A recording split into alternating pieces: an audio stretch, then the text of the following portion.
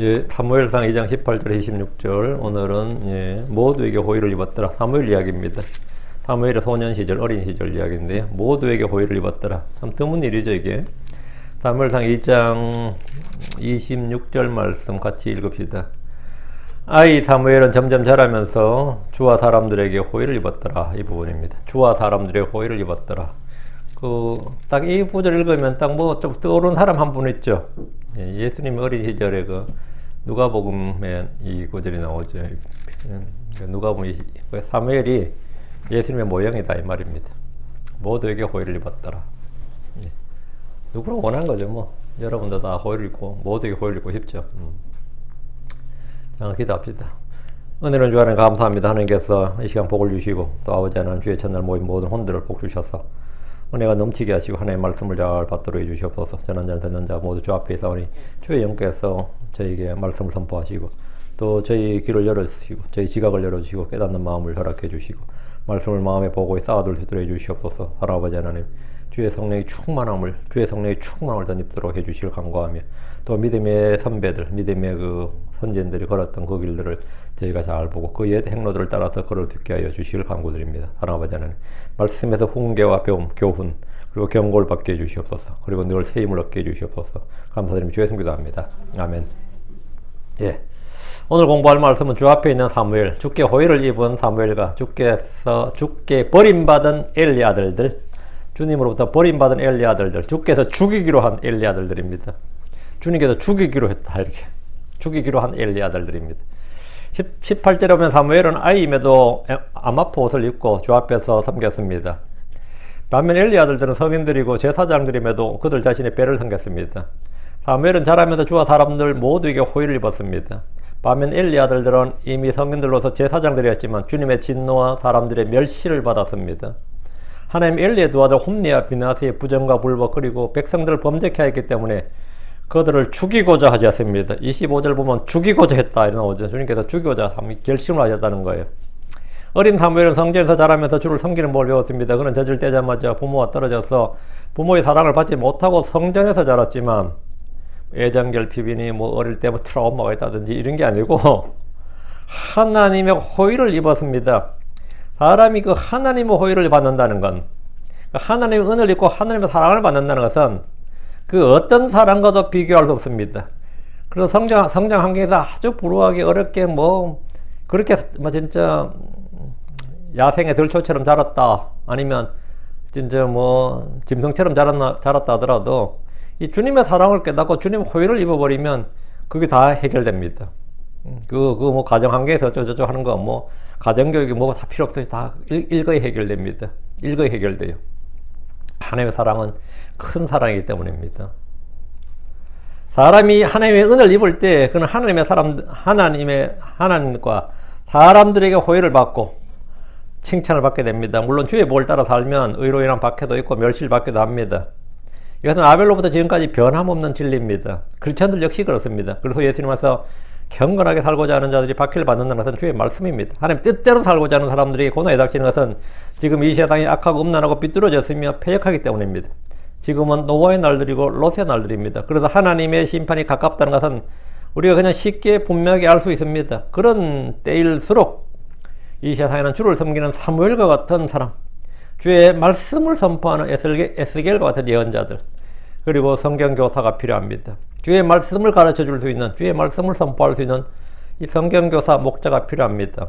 주께서는 어느 때나 자신의 양떼를 먹일 한 사람을 주시는데 그런 사람을 거두어 가시는 것이 사실 가장 큰 심판입니다. 이사야 뒤로 와서 이사야 3장 20절 아주 좋은 말씀, 위대한 말씀이 있어요. 이사야 3장 20절 예. 비록 주께서 너에게 역경의 빵과 고난의 물을 주시나 이거 좀 현실이죠? 현실이 너무 고달프고 어려운 거죠. 역경의 빵과 고난의 물을 주시나 다시는 내 선생들을 구석진 곳으로 옮기지 아니하시리니 내 눈이 내 선생들을 보리라. 내 선생들을 구석진 곳으로 옮기지 아니하시리니 이 하나님의 말씀을 선포하고 가르쳐 줄 수 있는 이사야 3장 20절이에요. 이 선생들이 있어야 된다고. 선생들이. 엘리의 시절 주께서는 이스라엘을 먹일 목자요 선생을 주셨습니다. 그게 누구냐? 엘리는 아니었고요. 엘리 아들들도 아니었고 사무엘이었다 이거죠. 사무엘은 제사장일 뿐 아니라 예언자였고 그들을 가르치는 사람이었습니다. 무엇보다 그는 기도의 사람이었습니다. 성경은 기도하는 사람의 대표격으로 기도의 사람, 구약에 우리 기도에 보면 뭐죠? 야고보서에 누구 나와요? 엘리야가 나오죠. 엘리야는 우리가 성령이 같은 사람이로다 이렇게. 근데 구약 성경에서 주님께서 이 시편에 언급하기로는 이건 사무엘이다 이거예요. 기도하는 사람의 대표격은 사무엘을 언급합니다. 시편 99편 6절에 그분의 제사장들 가운데 모세와 아론, 그리고 그분의 이름을 부르는 자들 가운데 그분의 이름을 부르는 자들, 주의 이름을 부르는 자는 구원을 받았죠. 구원받은 성도의 대표격으로 그분의 이름을 부르는 자들 가운데 사무엘이 있도다. 그들이 주를 불렀더니 이에 그분께서 그들이 응답하였도다. 그분의 이름을 부르는 자들 가운데 사무엘이 있도다. 기도의 대표격은 누구다? 사무엘이다 이거예요. 사무엘이다. 그들이 주를 불렀더니 이에 그분께서 그들이 응답하였도다. 사무엘은 기도할 때마다 주님 응답을 받아 했단 말이죠. 그는 평생 백성들을 위해 기도하는 것과 가르치는 것을 쉬지 않았습니다. 사무엘상 12장 23절에 또 나로 말하건대 너희를 위하여 기도하기를 힘으로 내가 결단코 주께 죄를 짓지 아니하고 선하고 바른 길을 너희에게 가르칠 터인즉. 그 제 사역의 일생의 모델이 있다면 구약의 사무엘, 신약의 사도 바울입니다. 이들은 주의 일을 하면서 탐욕과 이선을 부리지 않았습니다. 엘리의 아들들이 탐욕을 부리는 제사장들로서 백성들의 재물을 약탈하는 자들의 모델이었습니다. 이와 달리 사무엘은 탐욕과 윗선이 없는 하나님의 사람의 본이 된 인물입니다. 탐욕과 위선이 없는. 사무엘은 자사전을 만약 자사전을 쓴다 그래도 이 특징이 뭐냐? 탐욕과 윗선이 없는 사람, 탐욕과 위선이 없는 사람. 사무엘상 12장 3절. 제가 이번에 어느 그 교회 목사 안수식에서 제가 이걸 이야기했거든요. 이 구절을 읊었어요. 보라, 내가 여기 있나니 주 앞과 그분의 기름 부음 받은 자 앞에서 나를 대적하여 증언하라. 내가 누구의 소를 취하였느냐, 누구의 나귀를 취하였느냐, 누구를 속였느냐, 누구를 학대하였느냐, 내 눈으로 눕게 하는 뇌물을 누구의 손에서 받았느냐, 그리하였으면 내가 그것을 너에게 갚으리라 했습니다. 이 행실에서 백성들 앞에 너희들이 한번 증언해 보라 이거. 내가 누구의 소를 취했느냐, 누구의 나귀를 취했느냐, 재물을 아니면 누구를 속였느냐, 뇌물을 받았느냐. 사무엘은 하나님과 사람들 앞에서 거리낌 없는 선한 양심의 소유자였고 그의 행실은 깨끗했습니다. 이런 사무엘에 대해서 백성들은 이렇게 증언했습니다. 14절 당신이 우리를 속이지 아니하였고 학대하지도 아니하였으며 어떤 사람의 손에서 조금도 취하지 아니하였나이다. 사무엘은 권력자였지만 학대하지 않았고 취할 수 있지만 엘리 아들처럼 속이지 않았고 말이죠. 어떤 사람의 손에서 조금도 뇌물이나 뭘 취하지 않았다는 겁니다. 그러자 사무엘이 5절 너희가 내 손에서 아무것도 찾지 못한 것에 관하여 주께서 너희에게 증인이시며 또 그분의 기름 부음 받은 자도 이날 증인이니라 하니 그들이 응답하되 그분께서 증인이시니이다. 그분께서 증인이시니이다. 사무엘의 일생에 대해서는 하나님이 증인이시다. 이거 탐욕이 없고 위선이 없고 깨끗한 삶을 살았다. 이거. 오늘날 교회 목사들도 죽기 전에 사람들 앞에서 성도들 앞에서 그리고 그리스도의 심판석 앞에서 주 앞에서 이런 증언을 듣는 사람들이 되어야 됩니다. 니도 은근히 많이 챙겼잖아 이러면 안 되고 뭐 아닌 것처럼 하지만 사실은 내가 다 안다 많이 챙겼잖아 이래 되면 안 된다 이거죠. 제가 가장 질리는 사역자들은 뭐 성경 어쩌고 그런 게 아닙니다. 탐욕을 부리고 위선적인 목사들입니다. 탐욕을 부리는 목사, 위선적인 목사 이 두 가지 이 제일 질리는 사람들이. 자, 본문 보겠습니다. 17절입니다. 그러므로 그 청년들의 죄가 주 앞에 심히 컸더라. 이는 사람들이 주의 헌물을 멸시하였기 때문이더라. 여기서 말한 청년들은 엘리 아들들이죠. 그 청년들 할 때 엘리 아들들입니다. 그들은 아버지를 이어 제사장들이었음에도 주를 섬긴 일과 백성들을 주의 법으로 가르친 일에는 전혀 관심이 없고 그들이 가져오는 헌물을 취하는 일에만 정신이 팔렸고 때로는 그것들을 빼앗기도 했습니다. 제사장들은 주님께 먼저 헌물 드린 후에 주께서 정해주신 몫을 취해도 충분하지만 그들은 필요 이상의 욕심을 부렸을 뿐 아니라 백성들이 주의 헌물을 멸시하도록 했습니다. 제사장이 헌물을 멸시하는데 백성들이 당연히 멸시를 하죠. 목자가 잘못된 본을 보이고 죄악과 불벌리를 삼으면 백성들도 함께 죄를 짓게 됩니다. 이는 작은 여우가 포도원을 망치고 적은 누룩이 온 덩어리를 뜨게 하는 것과 같습니다. 하물며 제사장들이 공개적으로 주의 헌물을 멸시하는 죄야 그 파급 효과가 그 후폭풍이 어떻겠나 이거죠. 얼마나 클지 가늠이 되질 않습니다. 하나님은 그들이 행한 죄가 주 앞에 심히 컸다고 하시는데 이는 그들 개개인의 죄들만 큰 게 아니라 백성들을 백성들을 범죄케 했기 때문입니다. 사람들이 주의 헌물 멸시했다잖아요. 사람들이. 백성들이 주의 헌물 멸시하더라고요. 왜? 제사장이 주의 헌물 멸시하는데 당연히 백성들이 주의 헌물 멸시하죠. 때로 우리는 나도 모르게 내가 행한 모든 일이 다른 사람들에게 어떤 영향을 줍니다. 내가 하는 말이야, 내가 하는 행동이 나하고 별 상관도 없고 교회도 안 다니는 사람 같은데 그 사람에게 영향을 미친다고요. 내가 아는 교회 다니는 사람이 있는데 이러면서 그 사람들이 꼭 누구에게 증언을 합니다. 굉장히 거짓말자라 욕심 많고 그냥 교회만 다니지 그런 사람이 있다고. 그냥 그런 말 엄청 많이 들었어요. 내가 아는 친구 중에, 내가 아는 친척 중에. 심지어 우리 아빠는 장로고 우리 엄마는 권사님이신데 이러면서 자식들이 간증을 한다고요. 무슨 간증하죠? 개판이라고 간증해요. 개판이라고. 요즘 교회 같으면, 요즘 교회가 막 이렇다면 말이죠. 목사가 이 모양 못하죠. 성도들 분리하면 됩니다. 그게 안 나가면 된다고. 분리는 거룩을 위한 기초입니다. 그러나 이스라엘에서는 뭐가? 분리가 안 된다고. 신정국가였고 레위 제사장 체계 아래 있던 이스라엘은 성전이 하나밖에 없습니다. 그리고 여기서 제사장이 사고 쳐도 백성들은 성전에서 분리할 수가 없다고. 교리적 분리라는 것이 이스라엘은 없단 말이지. 하나님 직접 개입하시는 것 외에는 다른 길이 없었습니다. 18절. 그러나 이건 반대죠.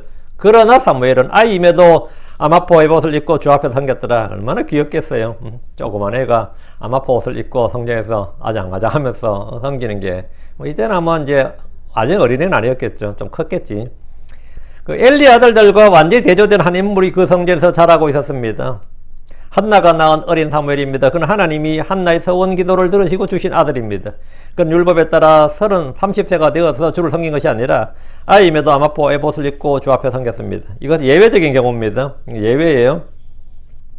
누구나 이렇게 해야 되는 게 아니라 그렇게 하면 안 되고 이 경우는 지금 예외적인 경우입니다. 어릴 때부터 주께 드려진 사무엘은 예수 그리스도의 모형입니다. 우리 주께서 누가복음 18장 16절에 어린아이들이 내게 오는 것을 허락하고 그들을 막지 말라. 하나님 왕국은 그런 자들의 것이니라. 주님께서 어린아이들에 대해서 하나님 왕국은 그런 자들의 것이다. 아이들을 주님께서 받아주셨습니다. 우리 주님은 사람들이 회심하여 어린아이들과 같이 되지 아니하면 하늘의 왕국에 들어가지 못하라고 하셨습니다.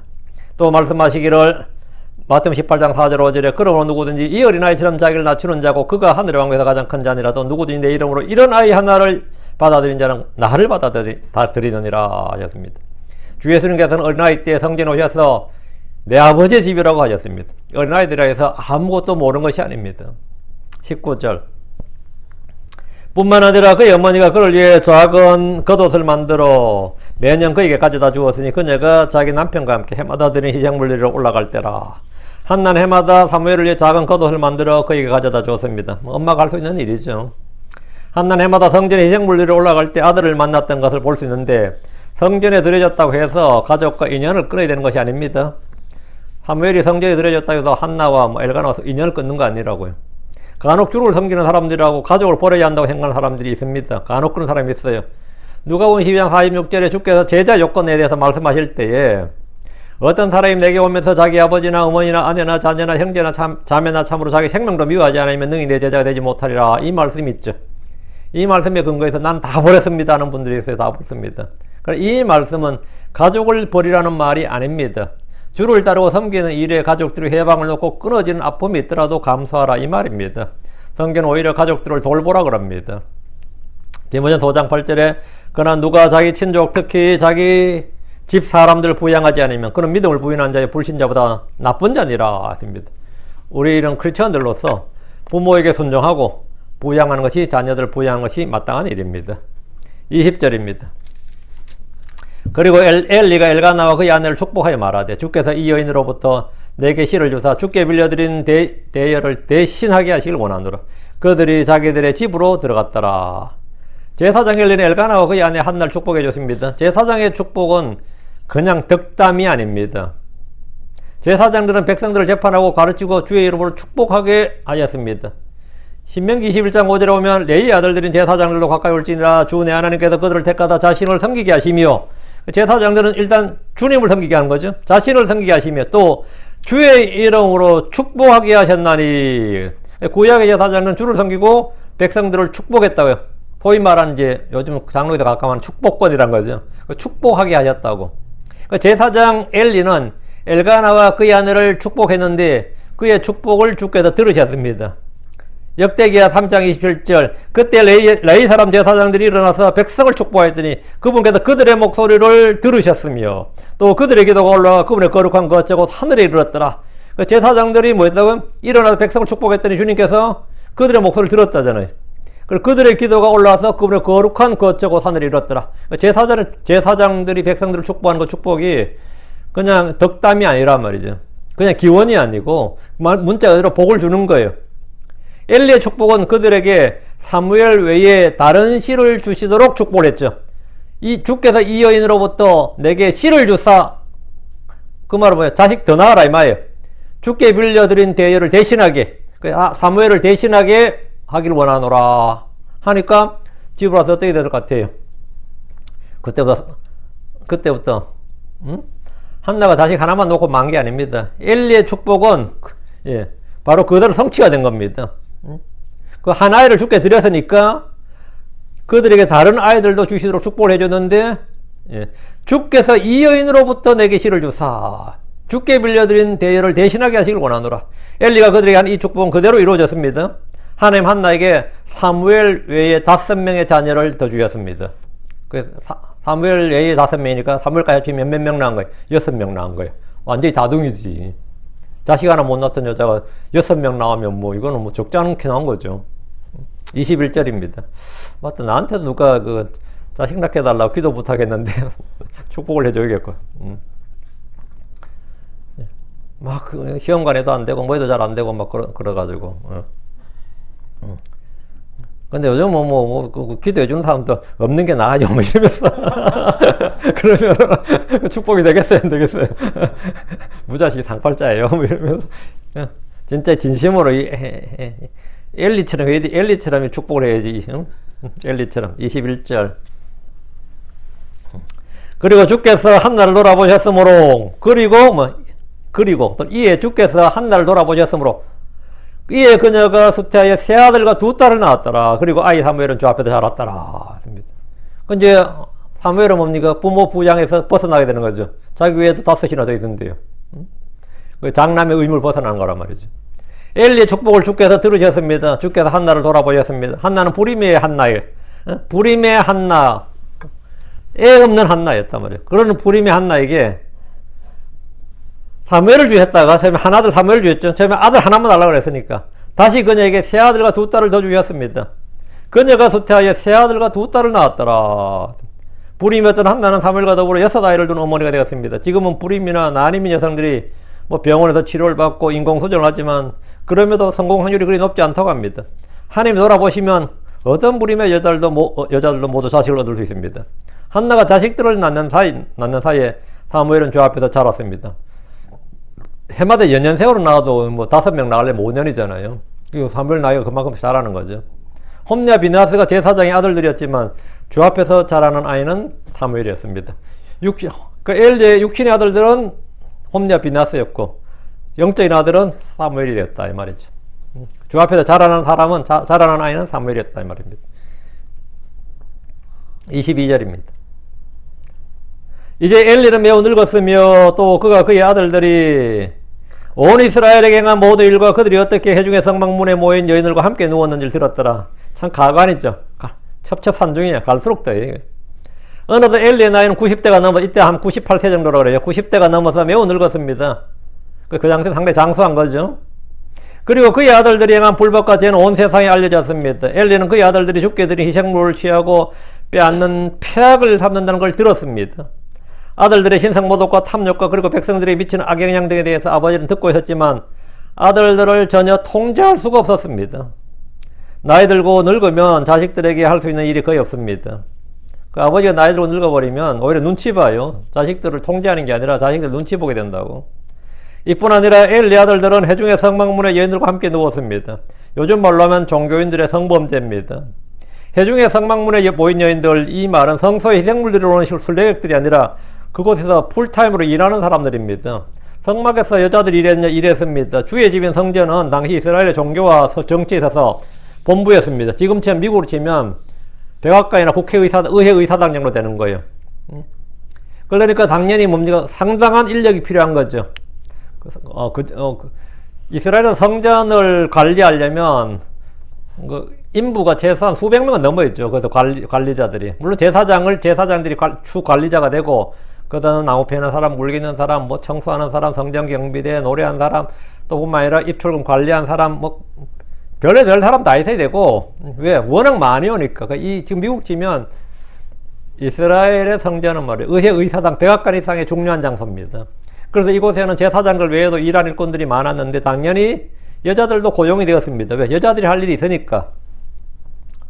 출애굽기 38장 8절에 보면 그가 노수로 물두멍을 만들고 그것에 받침도 노수로 만들었으니 그 대중에 성막문에 모인 여인들의 거울들로 그것들을 만들었더라. 성막문에 모인 여인들라고 나오죠. 성막문에 모인 여인들. 이들은 일꾼들이에요. 성전은 많은 인력이 필요했고 여자들이 해야 할 일도 있었던 것은 말할 필요도 없습니다. 엘리 아들들은 그들의 지위와 신분과 권력을 이용해서 성막문에 있던 여인들과 함께 누웠습니다. 성경에는 알았다는 표현이고 know 하는 표현이요. 아담이 입을 알았더니 할 때 알았다는 표현, 합법적인 관계. 또 누가 누웠다. 이거는 뭐냐? 비합법적인 관계. 이 표현을 사용하는데 이것은 이제 이 엘리 아들들이 뭐 강간이나 성폭행이 아니라 합의된 관계에서을 암시합니다. 단 이것이 뭐냐? 부부 관계는 아니었다 이 말입니다. 이들의 행위는 모압이나 암몬 족속 그리고 주변 이방인들의 신전에서 벌어지는 악하고 음란한 풍습이 이스라엘의 성전에도 들어왔다는 겁니다. 모압 신전 같은 데 신전 창녀들이 있었다고. 그러니까 암몬 주변 민족들 다 마찬가지예요.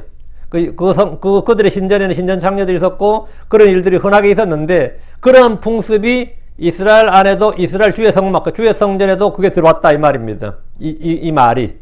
그것이 그리고 실행이 되었다는 거예요. 이거 완전히 성전이 엄청나게 더럽혀진 거죠. 그게 실행됐다는 것이 지금 그걸 보여주는 겁니다. 23절. 그리고 그들에게 말하되 너희가 어찌하여 이런 일들을 행하느냐 이는 내가 너희의 악한 행위들을 이 온 백성에게 듣기 때문이라. 엘리가 드디어 이제 말하는 거죠. 늙은 엘리는 아버지요 대제사장으로서 아들들에게 너희가 어찌하여 이런 일들을 행하느냐라고 책망했습니다. 율법에 따르면 아들들이 하는 이런 일들은 사형에 처해야 될 죄입니다. 그러나 이들은 지금 법 위에 있었습니다. 왜? 법 위에 있는 권력자였다고. 그 당시 최고 권력자들이었단 말이죠. 엘리는 물론이고 이스라엘에서 그 누구도 이들을 정죄하고 법에 따라 그들을 잡아다가 벌을 내리지 못했습니다. 사형을 처하지 못한다고. 이는 내가 너희의 악한 행위들을 이 온 백성에게 듣기 때문이라. 엘리는 비록 늙었지만 그의 귀로 들려오는 소식은 듣고 있었습니다. 대부분의 악한 소식은 그의 아들들에 대한 것이었습니다. 어릴 때부터 어떻게 키웠는지는 몰라도 지금 그의 아들들은 별리알의 아들들이었고 주님은 그의 아들들을 대신할 사무엘을 거기에다 두셨습니다. 엘리의 직분과 직무를 이어받을 사람은 홈리와 비나스가 아니라 하나님이 친히 세우신 사무엘이었습니다. 24절입니다.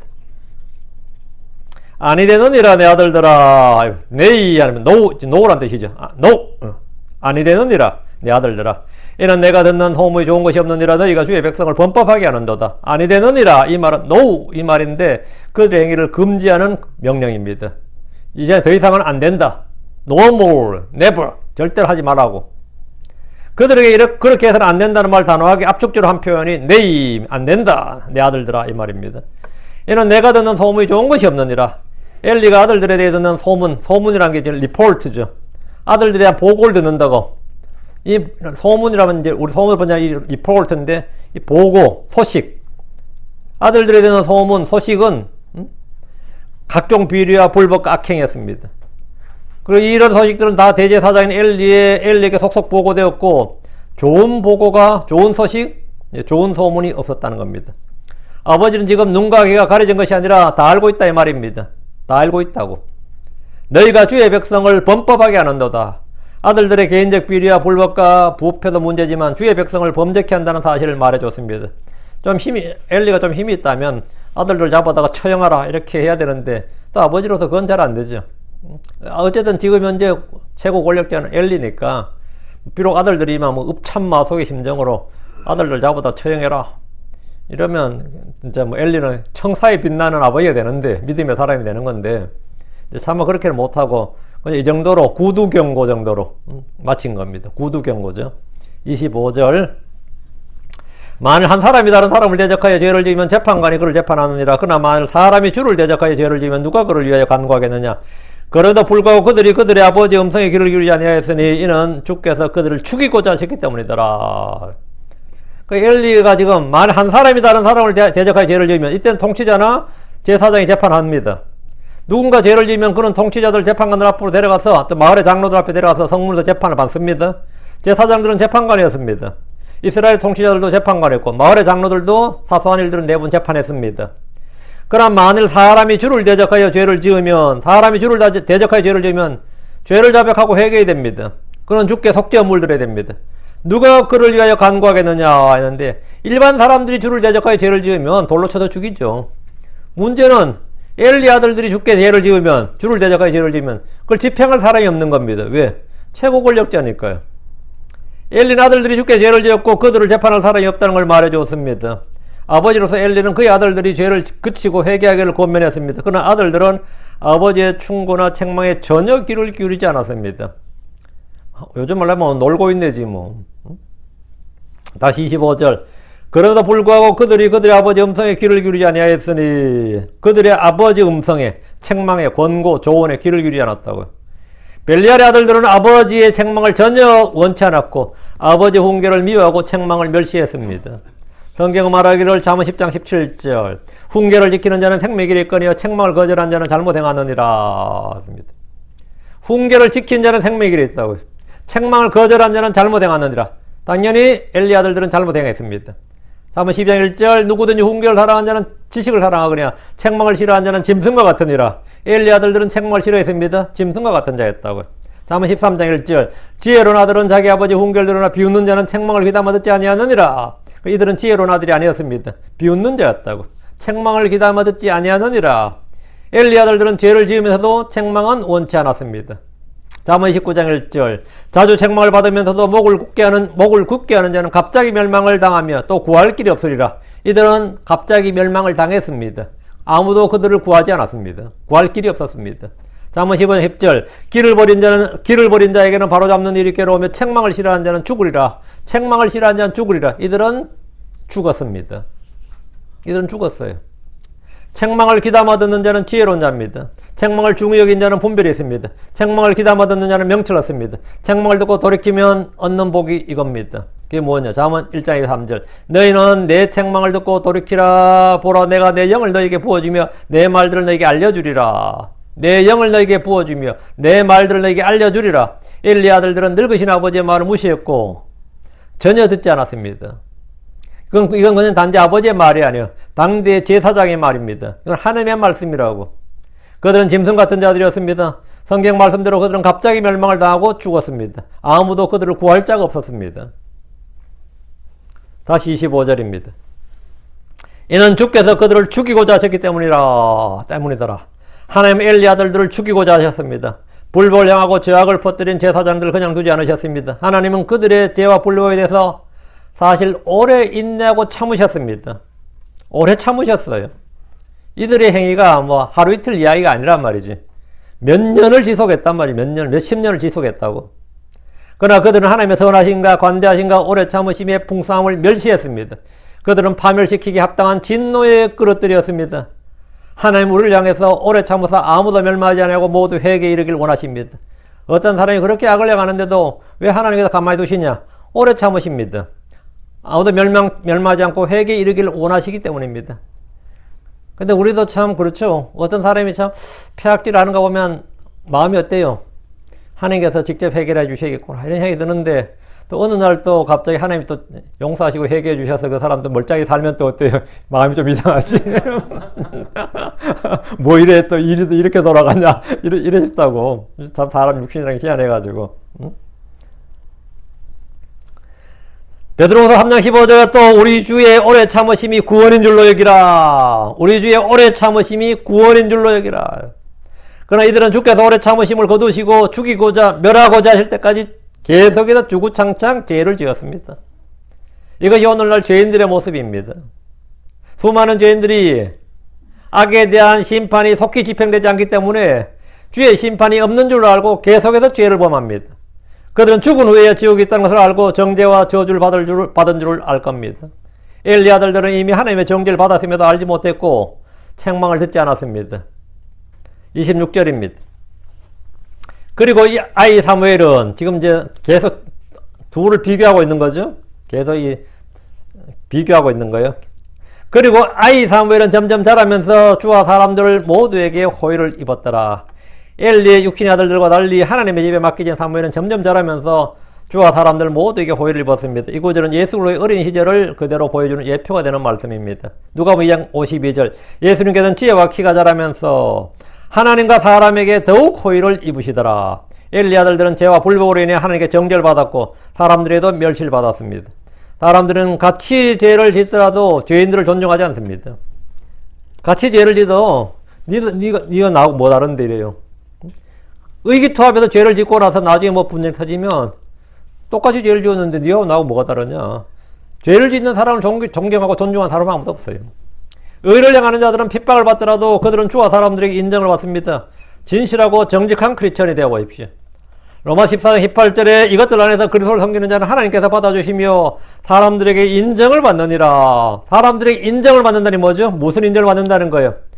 그 사람은 크리스천이다 하는 리얼 크리스천이라는 인정을 받는다 이 말입니다.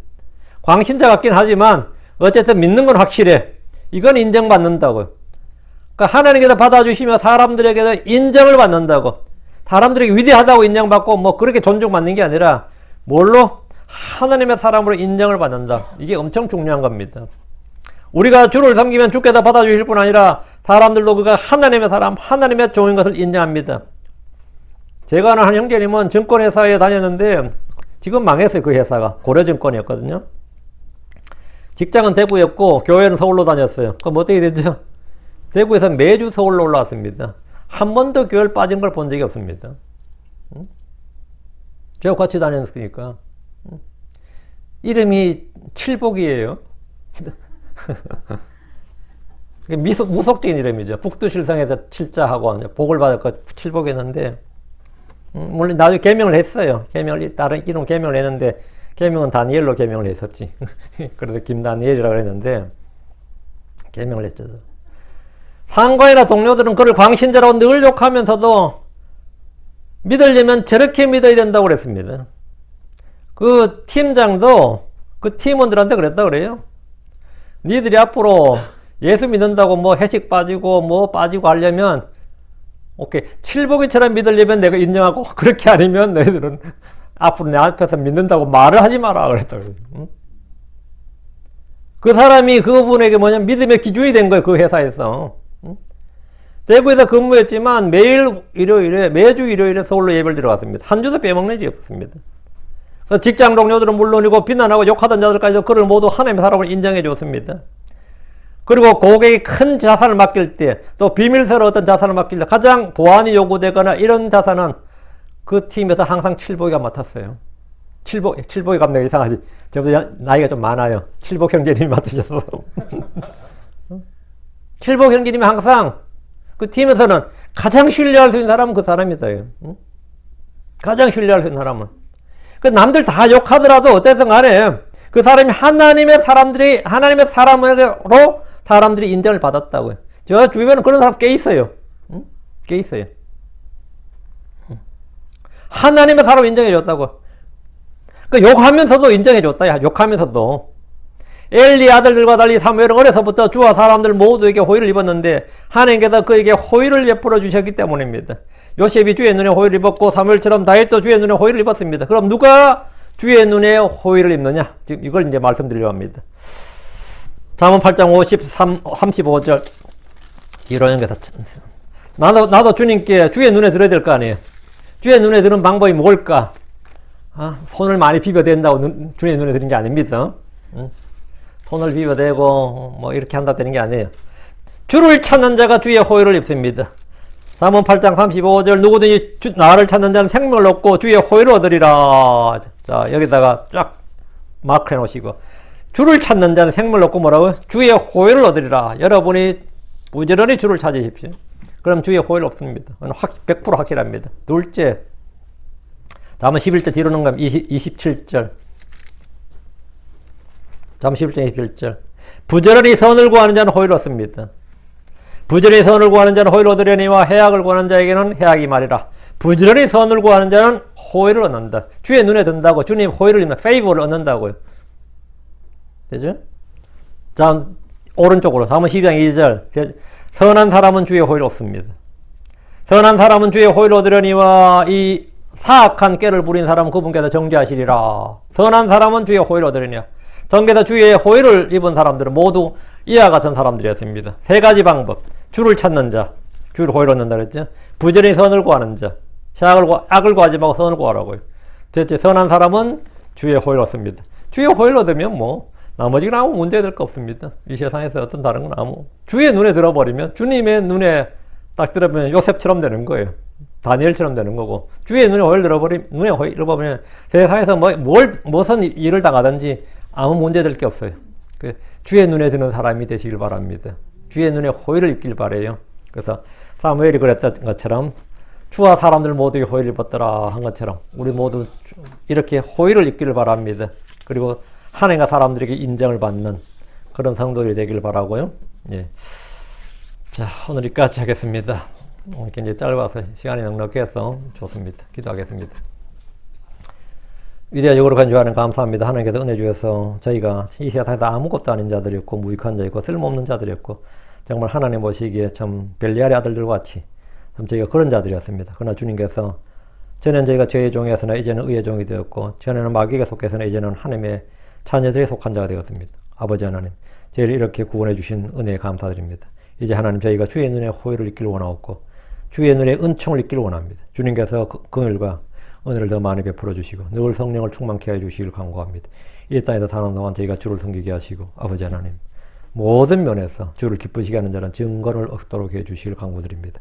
사랑하는 아버지, 저희가 모두 그리스도의 심판석 앞에 서야 되고 우리가 한 말이나 행위들 모두 각자가 자기 자신에 대해 설명해야 될 때가 옵니다. 아버지, 저희가 그날에 정말 주님께서 저희의 증인이 되시고 아버지, 저희가 탐욕지고 위선적이지 않고 이 땅에서 진실하고 순수하게 그렇게 살았음을 저희가 고백하고 증언할 수 있게 하여 주시옵소서.